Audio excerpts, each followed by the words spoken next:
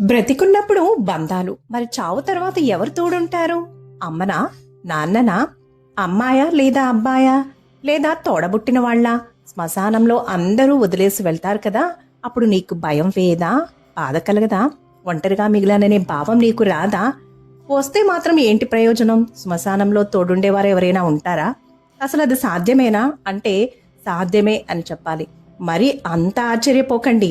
అక్కడ మనం భయపడకుండా, బాధపడకుండా, మనం వస్తామని, భయపడతామని, మన కోసం మనకన్నా ముందే వచ్చి ఎదురు చూసేవారు ఒకరున్నారని, ఉంటారని మీలో ఎంతమందికి తెలుసు చెప్పండి?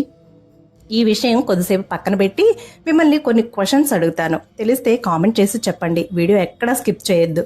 చేస్తూ ఎన్నో మంచి విషయాలు మిస్ అవుతారు. వీడియో చివర చాలా మంచి విషయం, అందరికీ తెలియని సీక్రెట్ ఉంది, మిస్ అవ్వకండి. Welcome back to Maruthi creators. నేను మీ సత్య ఒమిటి. ఇది నా అనుభవంతో నేను సొంతగా రాసిన రచన. భగవంతుణ్ణి మీలో ఎవరైనా చూసారా? ఎవరికైనా ఎప్పుడైనా ఆ పరమాత్మ కనిపించాడా? అసలు ఆయన ఎక్కడుంటాడు? ఆయన నివాస స్థానం ఏంటి అని ఎప్పుడైనా ఆలోచించారా? మనందరం కూడా ఎప్పుడూ భగవంతునితోనే ఉంటాం అని మీకు తెలుసా? అసలు భగవంతుడు మనం వేరు కాదు అని, దేవుడు మనిషి ఒక్కడే అని, రెండు కాదు అని, ఆయన ఎప్పుడు మనతోనే, మన చుట్టూనే ఉంటాడని, మనతోనే ఉంటూ మనల్ని ఎప్పుడు కాపాడుతూ ఉంటాడు అని మీకు తెలుసా? మనిషిలోని శరీరం, ఆత్మ రెండు వేరుగా ఉంటాయా?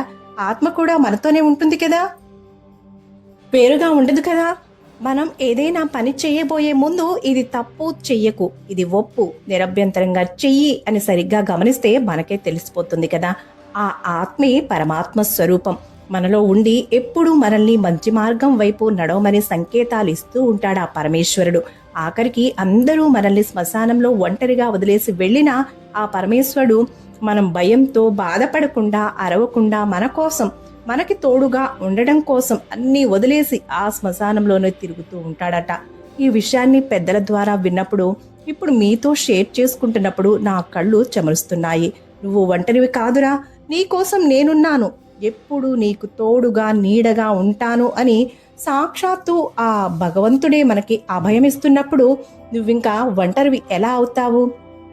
అమ్మ, నాన్న, పిల్ల, పీచు, భార్య, భర్త, బంధాలు, బంధుత్వాలు ఇవేవీ శాశ్వతం కాదు. మనతో జీవితాంతం ఉండవు కూడా. కొన్ని బంధాలైతే కొంతకాలమే. నీతో చివరి వరకు తోడుండేది, చావు తర్వాత శ్మశానంలో కూడా నీకు నెడగా నిలిచేది ఆ భగవంతుడొక్కడే. ఈ జీవితం అనే నాటకంలోకి ఒంటరిగానే వస్తాం, ఒంటరిగానే పోరాడతాం, ఒంటరిగానే వెళ్ళిపోతాం. అందరూ ఉన్నారు అని అనిపిస్తుంది, కానీ బాగా ఆలోచించి చూడు, అప్పుడు అర్థమవుతుంది నీకు నువ్వు మాత్రమే అని. ఇది నమ్మలేని చేదు నిజం, జీవిత సత్యం. నేను ఏం చెప్పాలి అని అనుకుంటున్నాను అంటే, నీకు నువ్వే రాజైనా బంటైనా ఎవ్వరూ నీకు తోడు రారు. తోడుగా ఉన్నట్టుగానే ఉంటారు, కానీ అది వాస్తవం కాదు. నీకు నువ్వు మాత్రమే. నీలోనే, నీతోనే, నీ చుట్టూ భగవంతుడున్నాడు. ఆయన ఎప్పుడూ నిన్ను కాపాడుతూ ఉంటాడు. నీ చావు తర్వాత కూడా నీకు తోడుగా ఉంటాడు. అసలు భగవంతుడు నువ్వు వేరు కాదు, ఒక్కటే అని నమ్మి చూస్తే భ్రమలు తొలగి బంధాల బండారాలు బయటపడిన రోజు, అప్పుడు ఆ రోజు మాత్రమే నీ కంటికి కమ్మిన పొర అదృశ్యమై వాస్తవాన్ని చేరుకోగలవు. భగవంతుడు చావులోనూ బ్రతుకులోనూ తోడుగా నీడగా ఎప్పుడూ ఉన్నాడు, ఉంటాడు. ఇది సత్యం, ఇదే సత్యం. అవునా కాదా? కామెంట్ చేయండి. Thank you for watching. మళ్ళీ మరో చక్కటి వీడియోతో కలుద్దాం. వీడియో లైక్ చేయండి, 10 మందికి షేర్ చేయండి. ఛానల్ని సబ్స్క్రైబ్ చేసుకోకపోతే సబ్స్క్రైబ్ చేసుకోవడం మరవద్దు. Keep smiling.